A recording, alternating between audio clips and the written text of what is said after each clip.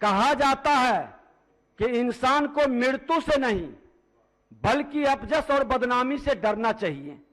मैंने इसी मूल तंत्र को लेकर आज तक अपना व्यक्तिगत और सामाजिक जीवन जिया है।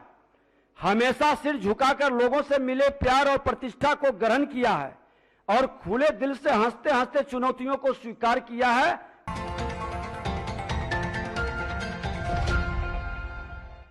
मेरी अटल आस्था रही है कि हमसे पहले यह देश और देश की लोकतांत्रिक व्यवस्था है। लोग आएंगे चले जाएंगे, लेकिन यह देश बना रहेगा। अतः मेरे वचन कर्म से इस महान देश की विराट प्रतिष्ठा पर रंच मात्र भी आंच न आने पाए। बीते दिनों में जो कुछ भी हुआ उसे इस पवित्र सदन की गरिमा के लिहाज से कतई उचित नहीं कहा जा सकता।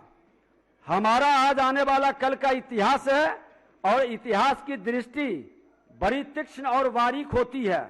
हमारा आज का आचरण और व्यवहार जब इतिहास का हिस्सा बन जाता है तब उसे सही या गलत साबित करने को हम और आप मौजूद नहीं होंगे। इसलिए हम वर्तमान व्यवहार को नियम, कायदे और मर्यादा की परिसीमा में रखें तो आने वाला समय हमें याद रखे पर हमसे नजर चुराने को मजबूर न होना पड़े। माननीय सदस्यगण, राजनीति एक ऐसा क्षेत्र है जहां परस्पर विरोध हो सकता है। विरोधियों को मित्र बनाने की कोशिश होती है, लेकिन यहां कोई शत्रु नहीं होता। राजनीति की रपटीली राहों में फूल भी है, सूल भी है, धूल भी है, गुलाब भी है, कीचड़ भी है, चंदन भी है, सुंदरता भी है, कुरूपता भी है। और इसमें से किसी भी लोग अपना दामन बचाकर नहीं निकल सकते। ये काजल की कोठली है। दामन बचाकर निकल जाना इस लोकतंत्र के मंदिर से एक बड़ी बात होगी। हमें बुराई के कीचड़ पर पांव जमाकर फूल की तरह खिलना होता है। हमें फूल की तरह संघर्ष का धूप झेलकर अपने क्षेत्र और परिवेश को खूबसूरत बनाने का प्रयास करना पड़ता है। मैंने आज तक के अपने सार्वजनिक जीवन को इसी सरलता, सहजता, साफगोई से जीने का प्रयास किए हैं। बीते दिनों में जो कुछ भी हुआ वैसा दोबारा न होने पाए, यह संकल्प लेकर आगे बढ़ना होगा। जब हम और आप यहां नहीं होंगे, हमारे निशा होंगे, तब नाम प्रतिष्ठा के बजाय हमारी आपकी पहचान होगी। हम जिस महान सदन के अंग हैं वहां की परंपरा हमें यही कहती है, स्वीकार करने की हिम्मत और सुधार करने की नीयत हो तो इंसान बहुत कुछ सीख सकता है। हमारे देश में लोकतंत्र की जड़ें इतनी गहरी है कि इसे हवा के छोटे मोटे झोंके हिला नहीं सकते।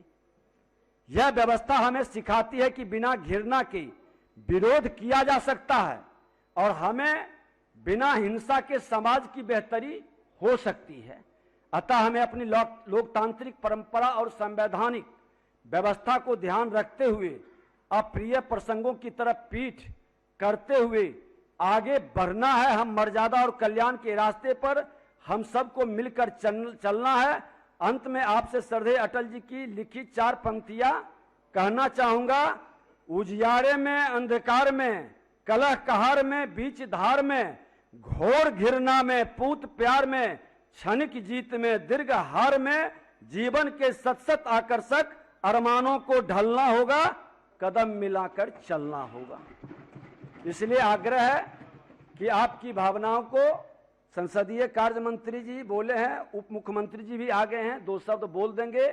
माननीय मुख्यमंत्री जी से भी बात हुई है, उन्होंने विश्वास दिलाया है कि विधायिका की शक्ति को हर हाल में मजबूती देंगे और विधायक के लोकतंत्र के मंदिर की प्रतिष्ठा गिरने नहीं देंगे। ये और मैं ये बता देता हूं कि होली का महोत्सव है। होली के मौसम पर हम लोग अपने कई बैर भाव व्यवहार को भूलकर गले मिलते हैं। यही मानकर हम आग्रह करेंगे सदन चले।